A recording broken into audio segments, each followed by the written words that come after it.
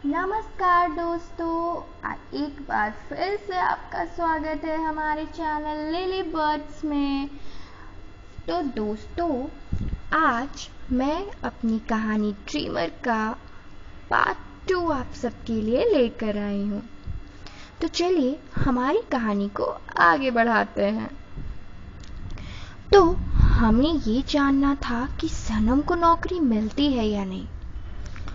तो आइए कहानी को शुरू करते हैं। जब नैना सनम को ये बताती है कि वो उसे जॉब दिलवा देगी, तब सनम थोड़ी मायूस हो जाती है, क्योंकि उसे तो ये जॉब करनी ही नहीं थी। पर वो क्या करती, उसकी मजबूरी थी।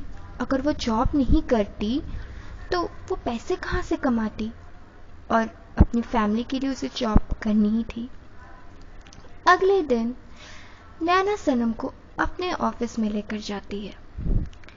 नैना एक एडवर्टाइजिंग कंपनी में काम करती थी, जो एड शूट्स वगैरह बनाते थे या फिर फोटो शूट वगैरह करते थे, और इसी कंपनी में नैना काम करती थी।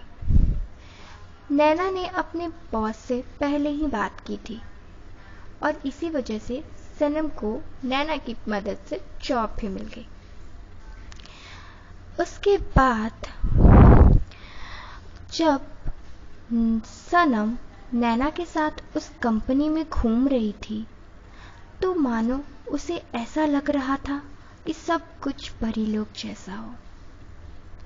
सब कुछ इतना खूबसूरत था कि सनम ने कभी नहीं सोचा था। सनम इंटरव्यू में पास हो जाती है और उसे अपॉइंट भी कर लिया जाता है। सनम एक ऐसी लड़की थी जो अपनी फीलिंग्स जल्दी किसी से शेयर नहीं करती थी। उसकी सिर्फ एक ही दोस्त थी, मेघा। मेघा सनम के बारे में सब कुछ जानती थी और सनम उस पर बहुत ट्रस्ट करती थी। सनम मेघा को अपने बारे में सब कुछ बताती थी, और तभी नैना सनम को मिस्टर एमके से मिलवाती है और वह वहां से चली जाती हैं, ये कहकर कि एमके तुम्हें सब समझा देगा। एमके फिर सनम से मिलता है और वो सनम को बताता है कि उसका नाम मुकेश कुमार है, और सब उसे प्यार से एमके बुलाते हैं। वो बहुत सालों से इस कंपनी में काम कर रहा है, और वो इस कंपनी में कई पोस्ट संभालता है। वो इस कंपनी में वैसे तो एडिटिंग करता है, पर उसके साथ साथ वो काफी चीजों में माहिर है। एमके सनम को सबसे मिलवाता है और वो उसे उसका काम समझाता है।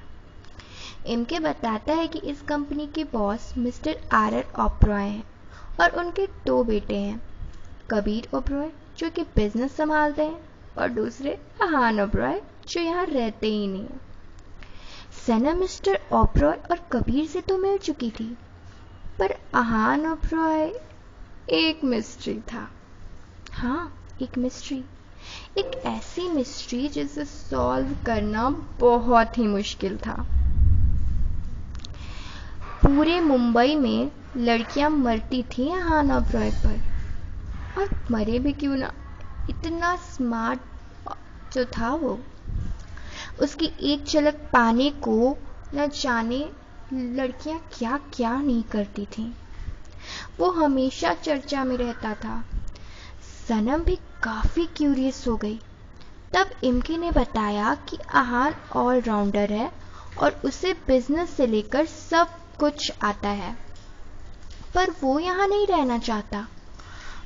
उसे इंसानों के बीच मन नहीं लगता है। वो आता है और फिर अपने ट्रिप पे निकल जाता है।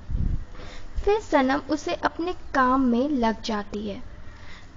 तभी अचानक रिया चिल्लाते हुए आती है और सबको बताती है कि मिस्टर अहान यहाँ आने वाले हैं और कल कंपनी की पार्टी में आएंगे।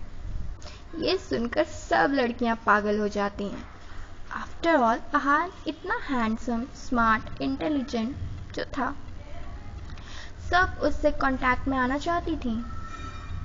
तो चलिए कहानी को आगे सुनेंगे नेक्स्ट पार्ट।